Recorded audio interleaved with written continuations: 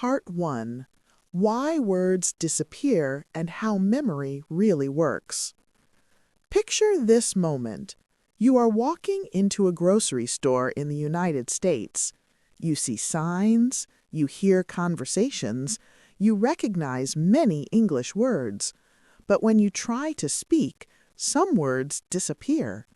You studied them, you practiced them, yet they hide when you need them most. This experience is very common. It does not mean you are weak at English. It means you learned words in a way that the brain cannot hold for long. Today we will calmly and clearly understand why words disappear and how memory really works. Take a deep breath. Relax your face. Let your shoulders drop. You are safe here. Let's begin. Now, listen carefully. Forgetting English words is not a personal problem. It is a learning problem, and learning problems can be fixed. Your brain is not broken. Your brain is actually doing exactly what it is designed to do. The brain keeps what feels useful and lets go of what feels unimportant. When a word feels cold, empty, or disconnected, the brain releases it. When a word feels warm, useful, or familiar, the brain keeps it. Repeat after me. My brain is protecting me. Say it again. My brain is protecting me. Good. Now listen carefully. Most people learn English words by memorizing lists. They look at a word, they look at the meaning, they move on. This creates very weak memory. It is like writing with water on glass. The word appears for a moment and then disappears. The brain says, "I don't need this now," and lets it go. This is normal. This is human. Repeat after me. Forgetting is normal. Say it again. Forgetting is normal. Good. Now let's talk about how memory really works. The brain remembers things that are connected. It remembers places, feelings, sounds, actions, and meaning. It does not remember isolated information well. When you learn a word without a connection, your brain cannot find it later. Think about your own life. You remember your first job. You remember your first apartment. You remember your first friend in a new country. Why do you remember these things? Because they are connected to emotion, place, and experience. Words work the same way. Now, listen carefully. Imagine learning the word address. Repeat after me. Address. Say it again. Address. Good. If you only memorize that word from a list, it is weak. But imagine this. You are filling out a form in the United States. The form asks for your address. You think of your street, your building, your city, your zip code. That word now has a home in your brain. It belongs somewhere. Now say the word again. Address. Good. Let's continue. Another reason words disappear is stress. Stress closes memory. When you feel nervous, your brain focuses on safety, not language. This is why words disappear during phone calls, interviews, or conversations with native speakers. Your brain is busy protecting you. Repeat after me. Stress blocks memory. Say it again. Stress blocks memory. Good. This is very important. When you relax, your memory improves. Calm learning is strong learning. Fast, pressured learning is weak learning. Now, listen carefully. You do not need to push your brain. You need to invite it. Repeat after me. I invite words into my memory. Say it again. I invite words into my memory. Good. Now let's talk about how memory grows over time. Memory is not a switch, it is a path. The first time you see a word, the path is very small. The second time, it becomes a little wider. The 10th time, it becomes clear. The brain needs repetition over time, not repetition in one day. Repeat after me. Memory grows with time. Again, memory grows with time.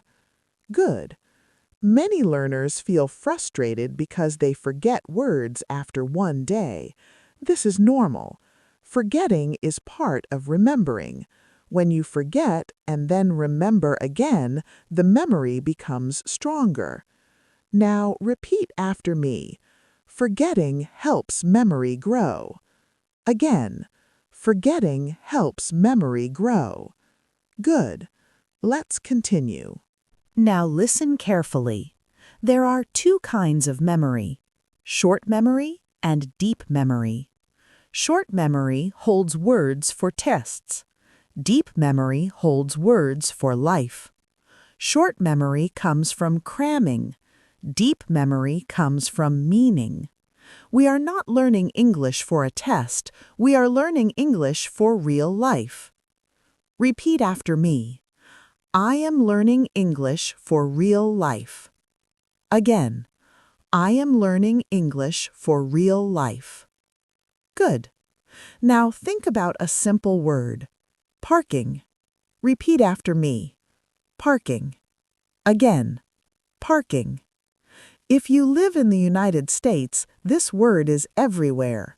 Parking lot, parking sign, no parking, street parking. Because this word appears often in your life, your brain keeps it. Frequency creates memory. Repeat after me. Frequency builds memory. Again, frequency builds memory. Good. This is why rare words disappear quickly. Common words stay, so we focus on useful words first. Let's continue. Now listen carefully. Another reason words disappear is that learners try to be perfect. Perfection creates fear. Fear blocks memory. You do not need perfect English. You need usable English. Repeat after me. I do not need perfect English. Again, I do not need perfect English. Good. When you allow mistakes, your brain relaxes. When your brain relaxes, memory opens. Now listen carefully. Say this sentence. I am learning step by step. Say it again. I am learning step by step. Good. Let's continue. Now we will do a small awareness exercise. Close your eyes if you want, or soften your focus. Think of one English word you forgot recently. Do not judge yourself, just notice it. Now imagine meeting that word again in a friendly way. No pressure, no test, just curiosity. Take a breath. This is how memory likes to work. Let's continue. Now listen carefully. Memory improves when you use more than one sense. Seeing, hearing, speaking, and imagining together create strong memory. If you only read words silently, memory is weak. If you hear and repeat, memory grows. If you imagine and feel, memory becomes deep. Repeat after me. Many senses create strong memory. Again, many senses create strong memory. Good. Now we will practice gently. Listen. The word is groceries. Repeat after me. Groceries. Again, groceries. Now imagine a grocery store. See the shelves, see the cart, hear the sounds. Now say the word again. Groceries. Good. That connection helps the word stay. Let's continue. Now listen carefully.